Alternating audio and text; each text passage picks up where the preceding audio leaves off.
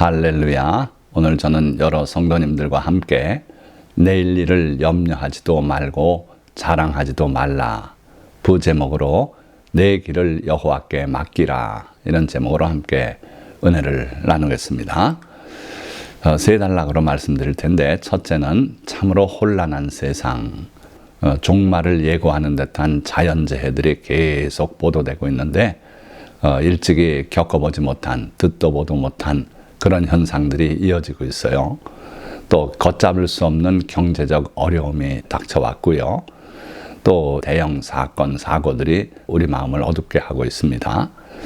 이 밑에 사진은 2017년 10월 1일에 라스베가스에서 일어난 총기 난사 사건인데요. 64세 남성이 1000발이 넘는 총탄을 발사했어요. 그래서 결과적으로는 60명이 사망하고 총탄에 의해서 부상 입은 사람이 413명, 그리고 또 급해서 뛰고 하느라고 또 거기에서 부상 입은 사람 합치면은 800명이 넘는 부상자가 발생했던 사건이죠. 자, 그런데 우리 뇌리 속에서는 이미 이게 다 지나가고 없어지고 말았어요. 날마다 벌어지는 이 모든 사건, 사고를 우리가 기억하고서는 살아가기 힘든 그러한 세상을 살고 있기 때문에 아마도 우리는 지나간 사건, 사고는 금방금방 지워버리고 있는 것 같아요. 그러나 우리가 살고 있는 세상이 이런 세상이다 하는 걸 우린 분명히 알고 살아야겠다 하는 거죠. 자, 그러다 보니까 결국은 내일에 대한 염려와 불안이 우리를 억누르고 있는 그런 현상을 볼 수 있죠. 올해도 텍사스에 전례 없는 일이 벌어졌죠. 라브 초등학교에 총기 난사 사건이 벌어졌어요. 또 2007년, 시간이 꽤 갔습니다마는 한국인 조승희가 버지니아 텍에서 총기 난사 사건을 벌였어요. 그 조승희의 양력 이런 걸 쭉 읽어보면 낯선 미국 사회에서 적응을 하지 못하고 그 미국 사람들이 그를 차별하고 하는 내용이 너무 마음 아파요. 자, 어찌됐든 우리가 사는 하루하루가 이렇게 끔찍한 사건, 사고가 발생하고 또 종말을 예고하는 듯한 자연재해들이 수없이 지금 보도되고 있지 않습니까? 이건 지구를 찍은 사진인데 지구가 온통 불길 속에 쌓여 있는 것처럼 그렇게 보이지 않습니까? 온도가 높아졌다는 거예요. 그러니까 지구 온난화 수없이 들어왔는데, 지구가 온난화되다 보니까 곳곳에 빙하들이 녹아내리죠. 알프스 산맥에서 빙하가 녹아내리면서 등산객들 11명이 목숨을 잃었잖아요. 곳곳에 빙하가 녹고 있습니다. 몇 년 전과 비교할 때 이제 빙하는 앞으로 찾아보기 힘든 그런 지구 환경이 되지 않겠나 하는 거예요. 그러다 보니까 그 빙하들이 녹아내리니까 해수면 상승을 가져오고 있고요. 요 오른쪽 아래 사진은 미국 플로리다 반도가 앞으로 어떻게 될 것인가를 예측해서 그린 지도인데, 이 빨간 부분이 육지였으나 바다에 잠길 부분들이에요. 플로리다 반도는 해발 평균 30m가 됩니다. 그러니까 아주 평평한 그리고 늪지대가 많고, 그러니까 해수면이 상승하면 아주 신속하게, 이거는 해수면 상승이 6m를 가정했을 때 그래요. 그러니까 지구상의 많은 부분들이 이 해수면 상승으로 바닷속에 가라앉게 된다. 이제 몇 년 후에는 임계점을 지난다 그래요. 그 이후에는 아무리 인류가 노력을 해도 지구온난화는 가속화돼서 인류의 종말까지도 입에 담고 있는 분들이 있어요. 그리고 수시로 다가오는 경제 위기들이 또 우리를 괴롭히지 않습니까? 5.1 쇼크로 1973년 꽤 지나간 이야기입니다만은 정말 괴로운 한때를 보내었어요. 그리고 우리 대한민국은 1997년에 외환 위기를 맞아서 많은 사람들이 파산하고 또 극단적 선택도 하고, 그리고 2007년도 또는 8년도 요즘에서 부동산 버블이 터져버렸어요. 그래서 집값이 곤두박질 치고 많은 사람들이 쫓겨나고 집 없는 노숙인 삶을 살기도 했어요. 자, 그런데 겪어보지 못한 복합 위기가 또 닥쳐오고 있어요. 퍼펙트 스톰이라고들 말들 하죠. 어제 미국에서 또 금리 인상을 단행했죠. 0.75%를 또 했어요. 그런데 신기한 것은 그러면서도 금리 인상을 이제 서두르지 않겠다는 언지를 함으로써 미국 주가가 폭등을 했다 그래요. 이게 다 불안 심리 아닙니까? 안정되질 못하고 이렇게 기울어졌다 저렇게 기울어졌다 그런 상황 속에 우리가 살고 있어요. 자, 그러면 두 번째 단락으로 오늘을 사는 지혜를 함께 나누고자 합니다. 자, 우선 우리가 시간 개념을 한번 보실까요? 여기 이런 시계는 없지요. 그러나 시간의 흐름은 사실 그렇습니다. 한번 간 그 시간은 다시는 되돌아갈 수 없어요. 한쪽 방향으로만 흐르는 것이 시간의 흐름이다. 그래서 어제는 바꿀 수 없는 추억의 영역이다. 이건 제가 한번 정리해 봤어요.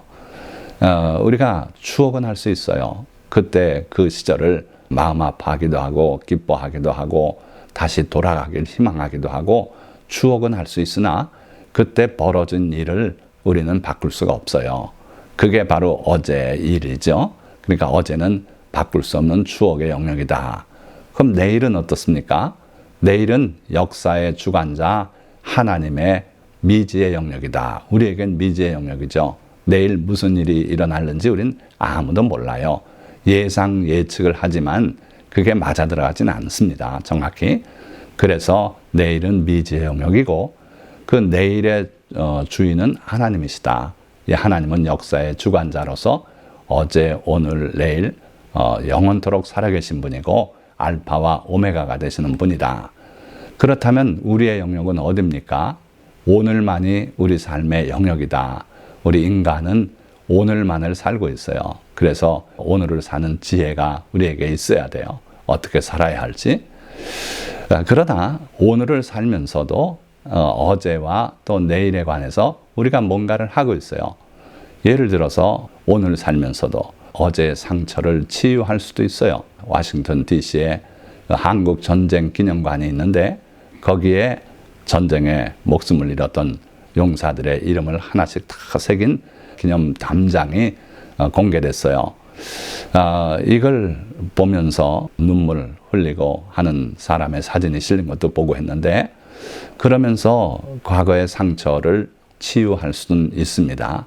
그러니까 오늘을 살면서도 어제의 상처를 치유할 수 있다. 또 하나는 더 나은 내일을 설계할 수도 있어요. 내일을 우리가 직접적으로 이렇게 저렇게 할 수는 없으나 더 나은 내일이 될 수 있도록 설계는 할 수 있다. 그것이 그대로 이루어진다는 보장은 없지요.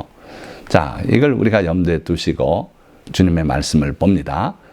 첫째는 내일 일을 위하여 염려하지 말라. 분명히 말씀하셨어요. 내일 일은 내일이 염려할 것이요 한날의 괴로움은 그날로 족하니라. 꿈꾸고 설계하는 것은 오늘 우리가 할 일이에요. 염려는 할 일이 아니에요. 왜냐하면 염려는 우리에게 해가 되기 때문입니다. 주님은 염려하지 말라 그러셨어요. 그렇다고 해서 내일 일을 전혀 생각하지 말라는 거 아닙니다. 꿈꾸고 내일을 설계하고 계획을 세우고 이건 오늘 할 일이에요. 예를 들면 고등학교 학생이 대학은 어디를 갈까? 무슨 학과를 갈까? 그러려면 내가 무슨 과목을 공부하고 준비해야 하나? 이거 다 오늘 해야 할 일이에요. 염려는 할 필요 없어요. 어떻게 하나? 내 실력까지는 안 될 텐데 그런 생각하지 말고 최선을 다해서 꿈을 꾸고 설계를 하라는 거예요. 그러나 염려는 하지 말라. 자, 시편 20편 4절에 보면 내 마음의 소원대로 허락하시고 이게 바로 마음에 갖고 있는 꿈 아닙니까? 이게 있어야 돼요. 꿈이 없는 백성은 성공하기 힘들어요. 그래서 우리가 마음의 꿈을 가지고 그리고 주님 앞에 간구하고 내일에 관해서는 이런 자세가 필요해요. 그리고 또 보니까 내 모든 계획을 이루어 주시기를 원하노라. 자, 아무 계획도 없이 그냥 막연한 꿈만 가지고 있으면 그 꿈은 헛된 꿈이에요. 허망한 꿈입니다. 이루어질 수가 없어요. 계획을 세우고 그 계획을 실천하는 삶이 필요해요. 저는 어릴 때 그때는 중학교를 시험을 봐서 가는 때였어요. 거기다가 체력장 점수가 또 반영이 돼요. 그래서 초등학교 6학년 여름방학부터 그 뜨거운 여름날에 학교 운동장에 가서 던지기도 하고 달리기도 하고, 제가 달리기가 좀 성적이 안 좋습니다. 그런데 그렇게 연습하고 했더니 향상이 되더라고요. 그래서 중학교 때 그 달리기 실력은 반에서 몇 등을 다투는 그런 솜씨가 됐어요. 어쨌든 마음의 소원을, 꿈을 꾸고 그 꿈을 이루기 위한 계획을 세우고 그렇게 실천하는 여러분들이 되시기를 바랍니다. 이건 주님이 권하시는 일이에요. 자, 두 번째는 너는 내일 일을 자랑하지 말라. 잠언 27장 1절 말씀이에요. 하루 동안에 무슨 일이 일어날는지 내가 알 수 없음이니라. 내일은 우리 영역이 아니라고 말씀드렸는데 때로는 오늘 하루 동안에 일어날 일도 내가 몰라요. 그래서 어떻게 보면 오늘 하루도 우리 영역이 아니지 않는가 그런 생각을 할 수 있는데, 분명히 하나님의 말씀은 그렇게 말씀하고 있어요. 하루 동안에 무슨 일이 일어날는지 내가 알 수 없다. 그러니 내일 일을 자랑하지 말라. 1996년에 저는 이 날을 분명히 기억합니다. 6월 29일 오후 5시 57분. 무슨 일이 벌어졌는지 아십니까? 서울의 삼풍백화점이 붕괴가 됐어요. 운전을 하고 오는데 고속도로에서부터 심상찮아요. 뭔가 분위기가. 그리고 고속도로를 빠져나와서 남부 순환도를 통해서 이렇게 오는데 계속 사이렌 소리가 들리고 그 앰뷸런스들이 속도를 내서 달리고 한둘이 아니에요. 또 사거리에는 경찰들이 서서 수신호를 하고, 그래서 야, 이상하다, 무슨 일이 벌어졌나 와서 보니까 이 삼풍백화점이 붕괴돼서 수백 명의 사람이 거기서 목숨을 잃고 말지 않았습니까? 그러니까 내일 일은 둘째고 오늘 무슨 일이 일어날는지도 모르고 살아가고 있는 게 우리 실정이다. 그러니까 내일 일을 자랑하지 말라 하는 게 주님의 지혜의 말씀이에요. 자, 여기 이사야 56장 12절 말씀 보니까 오라, 내가 포도주를 가져오리라. 우리가 독주를 잔뜩 마시자. 내일도 오늘같이 크게 넘치리라 하느니라.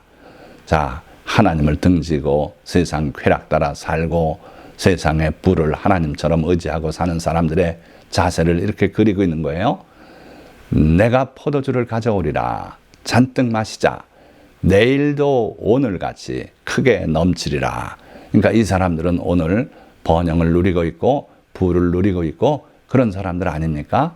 그런데 문제는 내일도 오늘 같을 것이라는 가정하에서 그렇게 즐기고 살고 있는 거예요.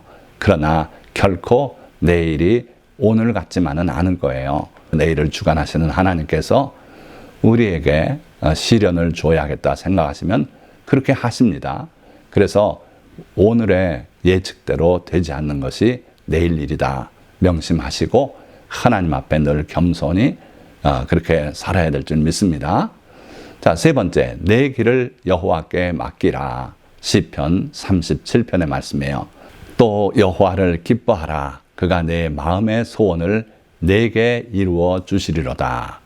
자, 우리가 마음에 꿈을 꾸고 소원을 갖고 계획을 세우고 실천하고 해도 그게 이루어지는 것은 우리 하나님으로 말미암아 가능하다는 거예요. 하나님께서 돕지 않으시고 하나님께서 허락지 않으시면 우리의 꿈은 정말 헛된 게 되고 마는 거예요. 세상도 꿈을 꾸라고 자꾸 외치고 인생을 즐겁게 살라고 외치지만 그들은 하나님을 언급하지 않고 있어요.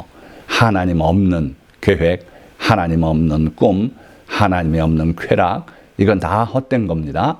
그래서 여기는 여호와를 기뻐하라 말씀하고 있어요.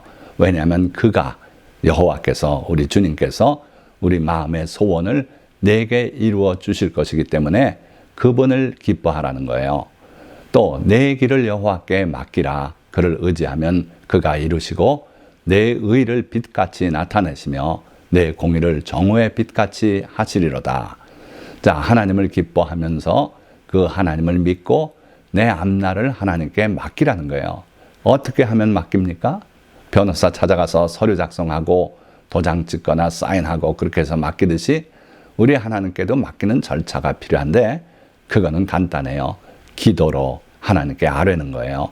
내 소원을 하나님께 아뢰고 그럴 때 우리가 우리 길을 하나님께 맡기는 게 되는 거고요. 그렇게 하면 내 길을 여호와께 맡기면 그게 하나님을 의지하는 것이고 그가 이루시겠다는 거예요. 나는 힘이 없어요. 나는 내일 일을 주장할 수 있는 아무런 힘이 없어요. 그러나 그가 이루시겠다. 그러고 우리의 의를 빛같이 나타내시며 내 공의를 정오의 빛같이 하시리로다.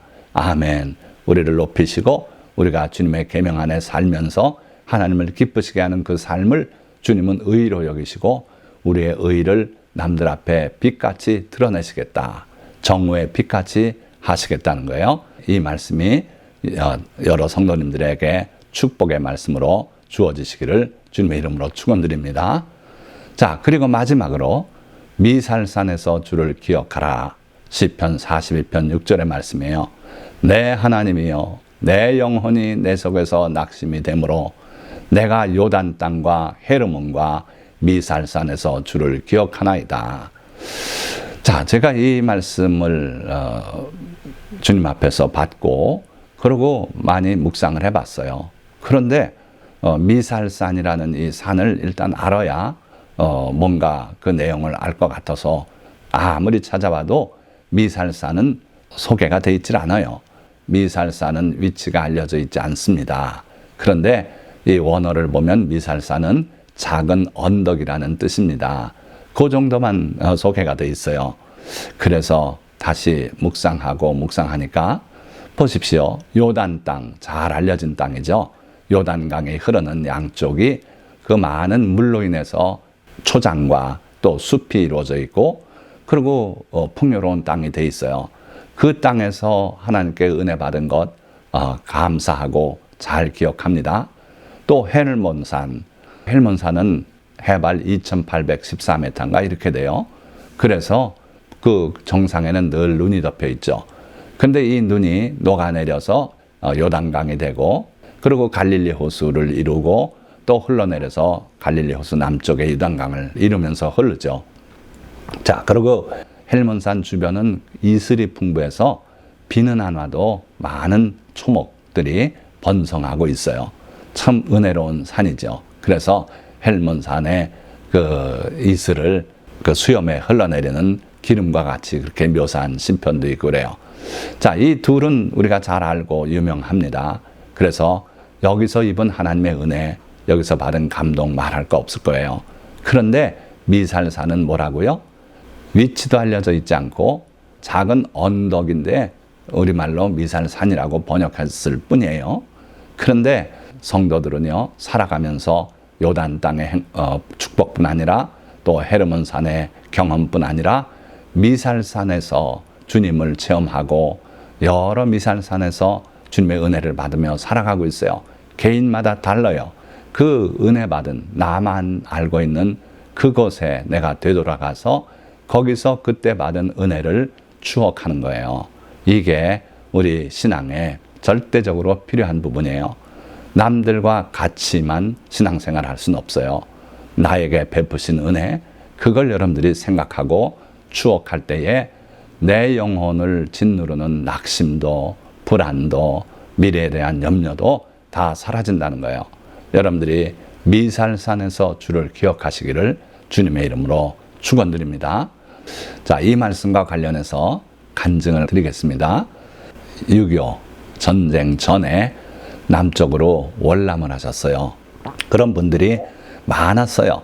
해안선을 따라서 안내자의 도움을 받고 그리고 이제 남쪽으로 넘어오게 됐는데 캄캄한 달이 비치지 않는 밤을 이용해서 월남을 하는데 언덕배기 같은데 보이지 않으니까 넘어져서 굴르기도 하고 그리고 흙투성이가 되고 또 갯벌에 젖고 이렇게 돼가지고 참 죽을 고비를 넘기시고 그러고 넘어오셨어요. 그리고 새벽이 밝아오는데 소 달구지가 저기 보니까 지나가더랍니다. 그래서 그 달구지를 따라가서 그래가지고 동네를 찾아서 아무 집이나 문을 열고 도움을 청하러 들어갔답니다. 거기서 그래도 받아주셔서 방에 들어갔는데 너무 긴장해가지고 들어가는 순간 잠에 빠지고 말았대요. 근데 얼마 있다 보니까 뭐가 두런두런 얘기들을 하고 그러는데 들어보니까 이 탈북민을 검거하느라고 동네를 수색하는 그러한 사람이 거기를 왔었고 그런 소리를 듣고 또 잠에 빠졌대요. 그런데 다시 일어나서 보니까 남한이 아니고 북한이래요. 아직. 그래서 까딱하면은 거기에 검거되면 목숨을 잃을 뻔하지 않았습니까? 그런데 하나님께서 선한 사람을 만나게 해주셔서 거기서 죽음을 면하고 다시 또 출발해서 월남에 성공하셨어요. 자, 이와 같이 남들 모르는 주님의 은혜를 여러분들이 잊지 마시고 기억하시기 바랍니다. 저는요, 지난해 봄에 21년 봄에 이 집 담장 밑에 뱀 껍질이 있어요. 꽤 큰 거예요. 그래서 깜짝 놀라고 소름이 끼치고 주변을 잘 살펴보니까 돌이 있는데 그 돌 옆에 구멍이 있어요. 뱀 구멍 같아요. 그래서 놀라서 그 뱀 구멍을 더 큰 돌로 막고 그러고 걱정을 하고 했는데 어떻게 하겠습니까? 뱀을 내가 찾아내서 없애면 좋겠지만 그렇게 호락호락 쉬운 일도 아니고 며칠 후에 또다시 다른 뱀 껍질을 또 봤어요. 바로 거기서 한 1, 2m 떨어진 곳이에요. 그래서 정말 걱정이 되고 했는데 그래서 하나님께 기도드렸어요. 악한 짐승, 악한 곤충 가까이 오지 못하게 해주십시오. 몰아내 주십시오. 그랬는데 그 이후에 뱀을 본 적이 없어요. 다른 뱀 껍질도 본 적이 없어요.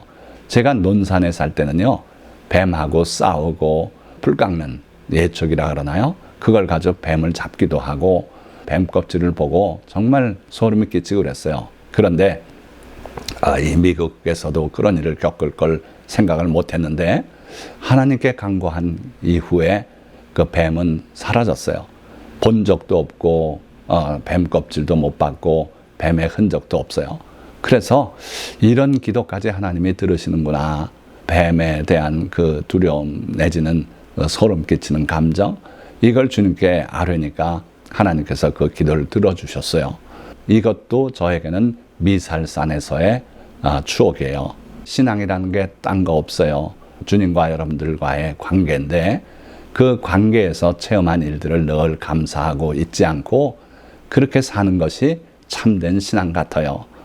대단히 큰일 그런 것만 신앙의 간증이 되는 게 아닙니다. 자, 말씀을 맺겠습니다. 우리는 어제가 오늘로 그리고 오늘이 내일로 이어지는 시간의 흐름 속에 살아갑니다. 그러나 어제는 추억의 영역일 뿐 돌아갈 수도 없고 바꿀 수도 없으며 내일은 하나님만이 주관하시는 미지의 영역이어서 우리가 살아갈 영역은 오늘뿐입니다.